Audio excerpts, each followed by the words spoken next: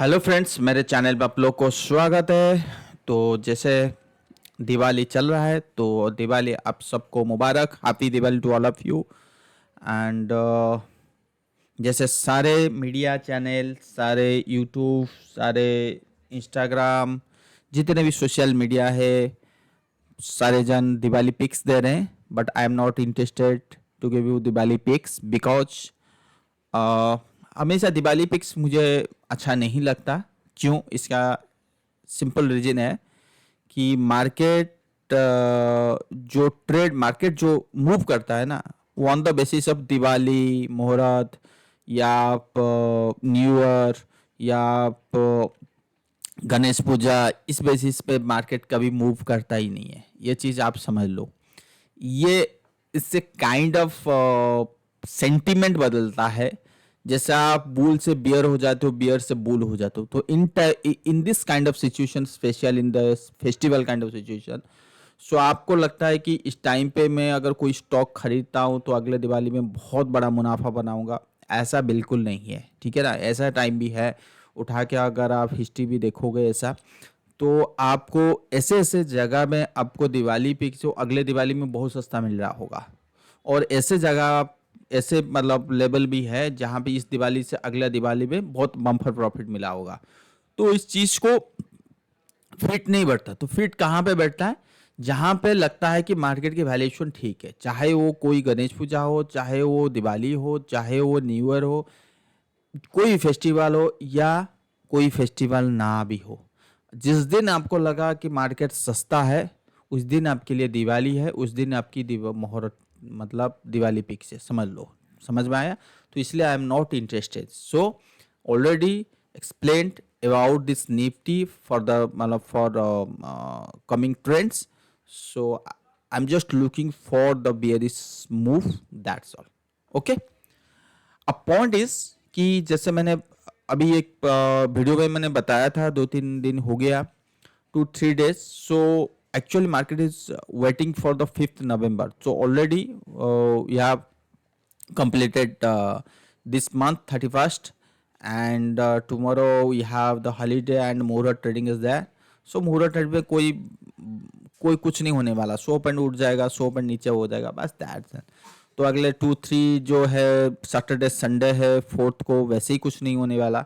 तो जो मूव होने वाला है वो ऑन द 6th को आएगा। तो 5th या 6th को बड़ी मूव आ सकती है, वाइल्ड मूव। ये चीज़ सबको पता है, ठीक है। मैं को कुछ नया नहीं बता रहा हूँ। एवरीबॉडी, सबको पता है वो, इसमें क्या बोलना है। पॉइंट इज अभी क्या है, अभी चाइना का डाटा है। अगर हम बात करें इसके अलावा हम और क्या इवेंट है, चाइना की डाटा आ रहा है, मैन्युफैक्चरिंग इंडेक्स है, जीडीपी है, जैसे जीडीपी यहाँ पे। और जापान का जो इंटरेस्ट रेट है वो ठीक ठाक रहा रखे, मतलब वहाँ पे कोई तेजी तो करेंगे ही नहीं अभी फिलहाल, ठीक है। तो चाइना के डाटा और यूएस मार्केट की जो 5th November की डाटा है, उस बेसिस में मार्केट में बहुत बड़ा वाइल्ड मूव आ सकता है। और जो चीज़ हमने देख भी लिया है यूएस मार्केट में, ये देखो हमारी मार्केट का कम से कम 8-9% का फॉल होने के बावजूद भी यूएस मार्केट में कभी फॉल नहीं, अभी तक फॉल नहीं हुआ। बट एक चीज़ मैं आपको बताऊंगा कि मार्केट जो है, यूएस मार्केट जो है ना, इंडियन मार्केट को फॉलो करता है, ये तो समझ लो अभी के टाइम पे। तो अगर एंड ऑफ द डे अगर इंडियन मार्केट गिर रहा है तो यूएस मार्केट को भी गिरना चाहिए, ठीक है ना। तो ये चीज़ है।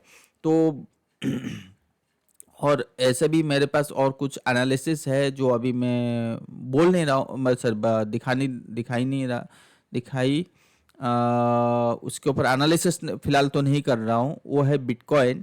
तो ये देखा गया है कि जब जब यूएस इलेक्शन का ख़त्म होता है उसके बाद बिटकॉइन में बहुत बड़ी मूव आती है।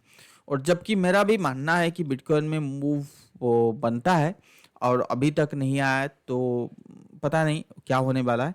तो बट ये श्योर तो नहीं मैं कह सकता, बट काफ़ी ज़्यादा मैं कॉन्फिडेंट हूँ कि यूएस सिलेक्शन के बाद हो सकता है कि डॉलर में अच्छा खासा प्रॉफिट बुकिंग हो।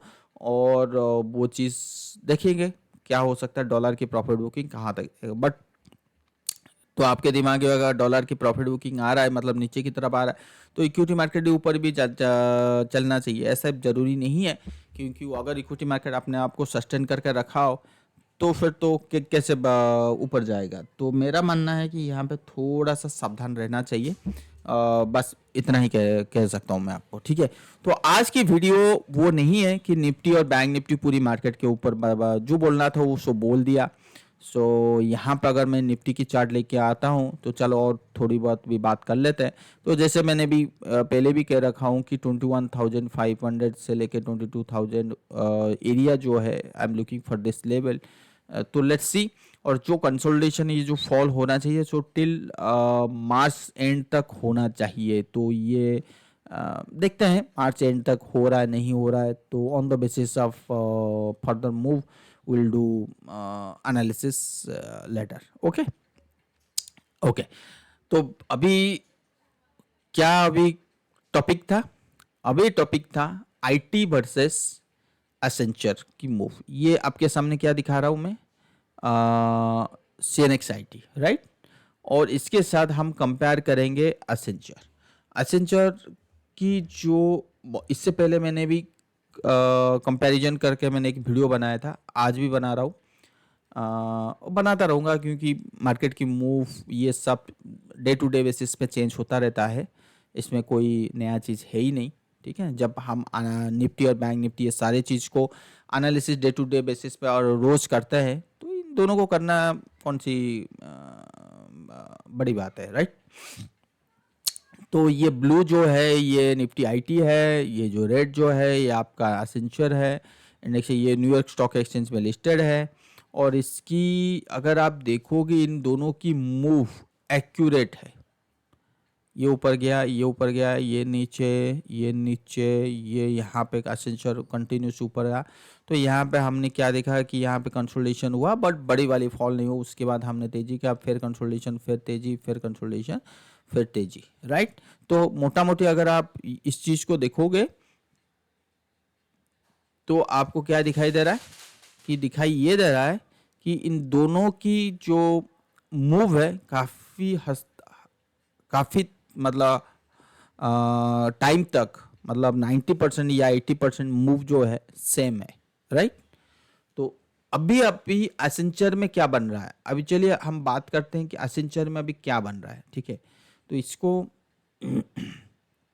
अगर एसेंचर अगर आप देखोगे, इसको मैं इनविजिबल कर लूँ, नहीं एक काम करते हैं, इसको एसेंचर वर्सेस, क्योंकि जब हमने ये कर दिया कि एसेंचर वर्सेस निफ्टी आईटी कर दिया, तो फिर तो निफ्टी आईटी को ही ले लेते हैं। हाँ अब ठीक है। अभी हम लोग एनालिसिस करते हैं एसेंचर का मूव, राइट। तो एसेंचर मूव क्या है कि यहाँ से देखो तेजी हुआ, फिर ये यहाँ से या फिर ये इस लो को ब्रेक किया, फिर मतलब आज 45 डिग्री तेजी हुआ, बट ये कभी लो को ब्रेक नहीं कर पाया, सॉरी हाई को कभी ब्रेक नहीं कर पाया, 2022 का जो हाई है। फिर again we got at this moment, again we got a double top kind of formation. Why? Because as you all know, this is the 2 days the monthly closing. So in the basis of monthly closing we are getting a bearish kind of candle. Simple, we are getting bearish kind of candle. who this candle जो shadow है, लो higher shadow जो है ना वो काफ़ी ऊपर है, तो दबाव ऊपर से। तो एक बार एसेंचर अगर आज की या 31 की लो के नीचे क्लोज होता है डे के बेसिस पे या वीकली के बेसिस पे, which is showing a very sharp selling pressure towards the 260 level तक, तो काफ़ी हद तक यहाँ तक आ सकता है एसेंचर। तो अगर ये चीज़ है तो एसेंचर अगर यहाँ से लेके अगर यहाँ तक 15 to 18% आ सकता है, तो क्या हमारा आईटी, आईटी का मतलब निफ्टी आईटी, क्या ये नीचे आ सकता है? ये चीज़ हम अपने को खुद को पूछना है, ठीक है। सो निफ्टी आईटी क्या चल रहा है, आउट परफॉर्म कर रहा है। So you can say this is kind of A divergence versus Nifty IT versus Accenture. So Accenture is not trading about this level, but Nifty IT trading about previous all-time high level. Okay, so it is called divergence. So divergence is not good for the market in terms of negative divergence. positive divergence always positive for the market, right? So this in this kind of divergence, or after the and you are getting a, bearish candle in the higher at the higher level, so it indicates something, fear, कि Nifty IT हो सकता है कि आने वाले time पे एक fall अच्छा खासा दो. So who is trading trading above the previous all time high level. So I think, चलिए अभी तो तुरंत आते हैं निफ्टी आईटी में. अभी एसेंचर की बात ख़त्म, ठीक है. अभी आते हैं निफ्टी आईटी में, तो उसके ऊपर अभी बात करते हैं थ्रू कैंडल स्टिक, ये सारे चीज़, राइट. सो यहाँ पे अगर आप कैंडल स्टिक वगैरह अगर अगर आप देखोगे, तो पॉइंट इज़ कि एक बार हम लोग यूज़ करते हैं moving average to know the further, मतलब नॉइज़ को रिड्यूस करना है, सिंपल, राइट. नॉइज़ को रिड्यूस करना है. सो नॉइज़ इज़ लाइक, बहुत, देखिए यहाँ पे उसने सपोर्ट लिया 50 डे, ये तो कहीं ना कहीं निफ्टी आईटी ये कहने की कोशिश कर रहा है आने वाले टाइम पे यहाँ तक भी आ सकता है 32,000. तो अगर ये चीज़ हो रहा है, अगर ये चीज़, ठीक है, इसके नीचे आया, ये यहाँ तक भी आ सकता है 30,000 का, 27,000 भी आ सकता है, ठीक है. तो अभी निफ्टी आईटी क्या कर, ये चीज़ है. और यहाँ पे हमने क्या दिया, रेगुलर चार्ट ले लेते हैं और इसको आरएसआई एक बार देख लेते हैं कि आरएसआई में क्या बन रहा है, ठीक है. ये आरएसआई भी यहाँ पे मूव नीचे की तरफ करने की कोशिश कर रहा है. वीकली चार्ट में अगर देखोगे तो डाइवर्जेंस वगैरह भी आ चुका है वीकली चार्ट में, और ये और नीचे की तरफ जाने की कोशिश कर रहा है, ठीक है ना. तो यहाँ पे अगर हम कोशिश करें, ये जो प्रीवियस ऑल टाइम हाई है और एसेंचर की जो मूव है, अगर वो चीज़ नीचे आ रहा है, तो कहीं ना कहीं we should ready for at least for this level. अगर मैं इसको ड्रॉ करूं, तो अगर मैं 17-18% की मूव देखता हूं, तो 15%, तो 33,700 की लेवल, या 34,000, इस लेवल तक एटलीस्ट इंतज़ार कर सकते हैं. अगर मैं इचुमोकू को भी प्लॉट करूं, इचुमोकू इन इन मंथली चार्ट के बेसिस पे, एक मिनट, ये देखिए इचुमोकू भी प्लॉट करूँ, तो यहाँ पे कभी भी इचुमोकू यहाँ से जैसे दिन ये ब्रेकआउट दिया था 2009, कभी भी इसकी शैडो के नीचे, इचुमोकू जो क्लाउड है, इसके नीचे कभी भी नहीं गया. तो कहीं ना कहीं ये लगता है कि हमेशा टच करके ऊपर गया. तो कहीं ना कहीं लगता है कि इचुमोकू का जो क्लाउड है वो है 32,000 पे भी है, और 27,000, तो यहाँ तक भी दिखा रहा है. अगर इस चीज़ को डेली के बेसिस पे भी अगर हम देखने की कोशिश करें, डेली के बेसिस पे, यहाँ पे ब्रेकडाउन हुआ था, ये ठीक है. और वीकली चार्ट में अगर देखेंगे, ये देखो, एक सपोर्ट है. तो कहीं ना कहीं एग्जैक्टली वही चीज़ अभी मैं जो आपको समझाने की कोशिश कर रहा था कि 35-36,000 की जो एरिया में बता रहा था, ये देखिए, ये बताया था ना, अभी अभी इसी एरिया में सपोर्ट कहीं ना कहीं दिख रहा है, in terms of Ichimoku, in terms of trend line, in terms of Accenture का जो क्या कहते हैं इसको, कंपैरिजन, उस बेसिस पे कहीं ना कहीं 15 to 16% की फॉल मुझे दिखता है निफ्टी आईटी में. सो अभी कोई जल्दबाजी मत कीजिए निफ्टी आईटी को एनालिसिस के मतलब खरीदने के लिए, ठीक है ना, चाहे रिजल्ट कुछ भी हो, कुछ भी हो. तो एक मिनट चलते हैं हमारी इसमें, तो क्या एक एक मिनट चलते हैं और इसमें देखने की कोशिश करते हैं कि निफ्टी आईटी इंडेक्स इसमें क्या दिखा रहा है. निफ्टी आईटी इंडेक्स इसमें आ ही नहीं रहा है कि ये क्या है. ट्राई निफ्टी, ये तो मुझे भी नहीं पता ये क्या आ रहा है, आना तो चाहिए, ठीक है. हाँ, आ गया, स्पेस नहीं दिया था, right. So price earning ratio अगर हम देखें, तो मैक्सिमम अभी भी ऑल टाइम हाई में के आसपास है. तो इस बेसिस पे भी ये चीज़, अगर मैं इसके बेसिस पे देखूँ, ये देखूँ इसका, तो ये प्राइस अर्निंग रेशियो ये कह रहा है कि 27.8 या 28 के आसपास एक काइंड ऑफ सपोर्ट है. तो निफ्टी आईटी, तो तब तक आने दो, उसके बाद हम देखेंगे इसमें क्या मूव हो सकता है. So you should not hurry to buy this kind of stocks, means nifty it kind of stocks. So earlier I told you through WhatsApp, through Twitter, देखिए TCS जो है वो ऑलरेडी गिर चुका है। ऑलरेडी हम लोग कितना मिला, एक मिनट देखते हैं। हाँ, TCS यहाँ पे मैंने आपको कहा था कि you can buy this stocks near 4,000 level, but now trading below this level. So again I am saying wait for the, अगर आप लोग ने कभी बाई किए हैं तो कोई भी ज़्यादा लॉस भी नहीं हो रहा है। ये देखिए 39, 80 अभी आ रहा है मार्केट में, मतलब ज़्यादा कोई बड़ी लॉस नहीं है। So you can book loss and to wait for at least 36 to 3650 levels where we can invest in the TCS for the swing trading. I'm not talking about the for the longer term. I'm talking about the for the swing trading. Simple. So at this moment, if you'll do invest at this point 3650, at least we can expect that 15 to 16% move in this kind of stocks. Okay, so these things I just want to tell you. And बस अभी कोई बड़ा वो portfolio बनाने के बारे में मत सोचिए जब तक निफ्टी में बटम ना बने, या बैंक निफ्टी की मूव अभी तक शुरू नहीं हुआ है। तो इसमें भी ये प्रोबेबिलिटी भी बनता है, अगर आपके दिमाग में ये आ रहा होगा कि बैंक निफ्टी तो सपोर्ट ले रहा होगा, निफ्टी सपोर्ट ले लिया तो काफ़ी बड़ी मूव आ सकती है। येस, यू आर राइट, आ सकती है।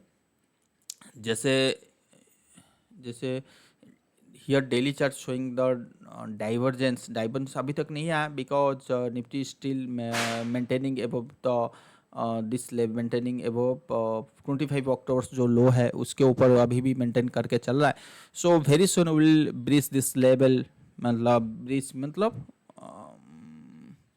24,000 का जो लेवल है ऑलरेडी जो मेंटेन कर रहा है वो ब्रिज कर लेंगे आराम से। So here we can get bullish divergence, but kindly जिस बेसिस पे सब कुछ है तो I think you have to be careful. तो हाँ, अगर ये कोई भी पॉजिटिव न्यूज़ होता है, अगर निफ्टी में मूव आएगा तो सबसे ज़्यादा आउट परफॉर्म तो बैंक निफ्टी करेगा, क्योंकि बैंक निफ्टी जो है वो ब्रेकडाउन हुआ नहीं है, वो चीज़ है। ठीक है, अगर बैंक निफ्टी ब्रेकडाउन हो गया तो निफ्टी को उठने में बहुत टाइम लग जाएगा, और वो सही जो बाइंग एरिया है जो ऑलरेडी मैंने बताया था पहले से ही 23,500 400, ये लेवल बढ़िया है। उसमें आप you can do invest for swing trading के लिए कर सकते हो। और यू कैन, जहाँ पे आपको अच्छा सा खासा फॉल हो गया है, अच्छे अच्छे स्टॉक है, वहाँ पे भी इन्वेस्ट कर सकते हो। ऐसा ज़रूरी नहीं है कि वो भी नीचे नहीं जाएगा, बट एक सपोर्ट के एरिया में इन्वेस्ट कर सकते हो। ठीक है, तो वीडियो कैसा लगा, ये जो comparison Nifty IT versus Accenture, तो जिन लोग का अच्छा लगा तो लाइक बटन ज़रूर प्रेस कीजिए, और अपने दोस्त लोग के साथ शेयर कीजिए, और क्या बोलूँ, बस वेट कीजिए फॉर द नेक्स्ट वीडियो के लिए। एंड विल कम टू, जैसे मैंने आपको एक्साइटमेंट एक वीडियो लेके आना था फंडामेंटल एंड टेक्निकल एनालिसिस के ऊपर, जो मैंने आपको दिखाया था कल, तो उस चीज़ को बहुत जल्दी लेके आऊँगा। बहुत जल्दी मतलब कल लेके आऊँगा, राइट। सो ऑलरेडी उसकी तैयारी हो चुकी है, बस बहुत जल्दी लेके आऊँगा, और आई होप कि आपको कुछ सीखने के लिए उसमें मिलेगा। और लाइक और सब्सक्राइब और शेयर जरूर कीजिए अपने दोस्तों के साथ। और कैसा लग रहा है मेरा वीडियो, तो उसको ज़रूर कमेंट बॉक्स में, अगर कुछ क्वेरी हो तो ज़रूर मुझे मैसेज कीजिए, कमेंट बॉक्स में कमेंट कीजिए। बस इतना ही। Thank you so much. Already Nifty down 160 point, bank Nifty 500 point के करीब हो चुकी है। हाँ, one thing I just want to tell you that European market, European market में मैंने ये चीज़ वीडियो में नहीं बताया पाया था। देखो, यूरोपियन मार्केट में एक्चुअली क्या है ना, ब्रेकडाउन हो चुका है। ये देखो नीचे आना चालू हो गया है। So it is not a good thing for the European market. चाहे कुछ भी देखो, जो मुझे एक्सपेक्ट नहीं था, मुझे लग रहा था कि थोड़ा सा ऊपर में गिरेंगे, बट वो शुरू हो गए। तो कहीं ना कहीं तो मुझे खतरे की घंटी नज़र आ रही है। और बाकी देखते हैं। Okay, bye bye, see you in the next video.